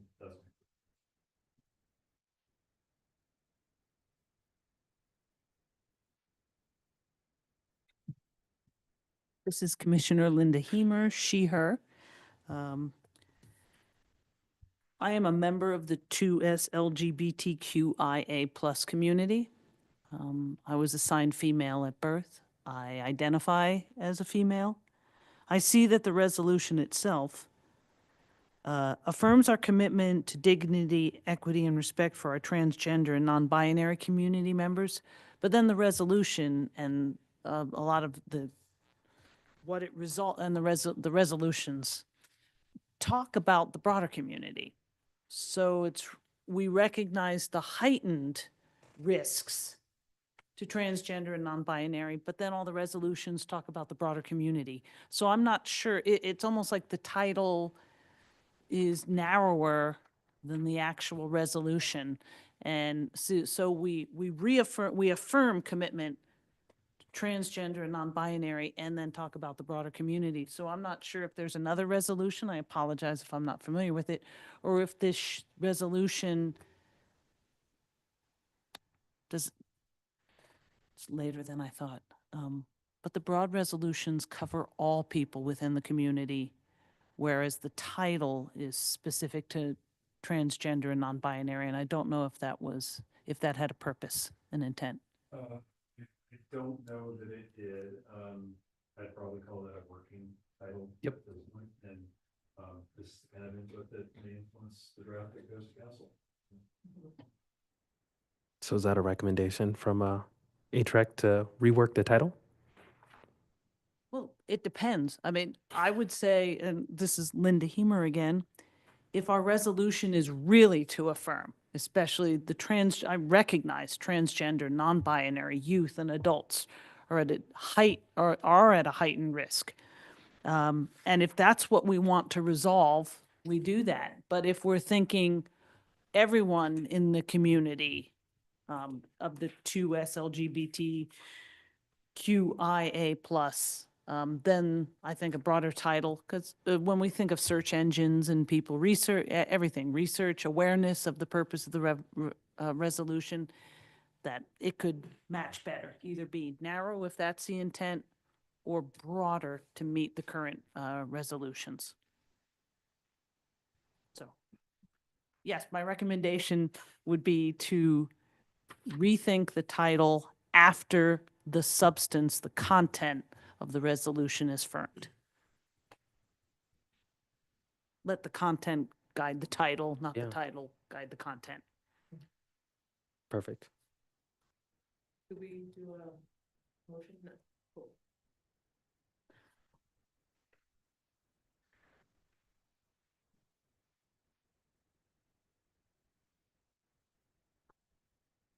Okay. As everyone knows, I count to 5. And this is Andres. If I don't hear from anybody in 5, I'm just like, okay, I will say something. I counted down. I was like, my bad. I should probably do that for the record and count. But I'm not going to. I appreciate the pre-read. And there are some folks who are not represented on this call right now, so I'm going to touch base with them before the discussion with community. But in that, I'll close this container by saying, if anything comes up, we're shooting for a mid-April going to council and having this discussion about this resolution. We will talk about the process that led us here. If there's anything that comes up in that time, please reach out to me directly, and we can make some of those changes and discuss it internally on how do we make those changes to reflect the workings of HREC. So. And I forgot to say thank you. Okay, then I hand it back to the chair. Thank you. And thank you both again. Sure, we will see you very soon. Is there any other HREC business before we adjourn? One quick plug, the Humane Society of Central Oregon needs fosters urgently. So that is something to consider, and I should have said in the roundtable. But with no further business, the Human Rights and Equity Commission's March 26, 2025 hybrid meeting is adjourned at 6:29 p.m. Thank you, everyone. Thank you. Darn, I had so much more to say.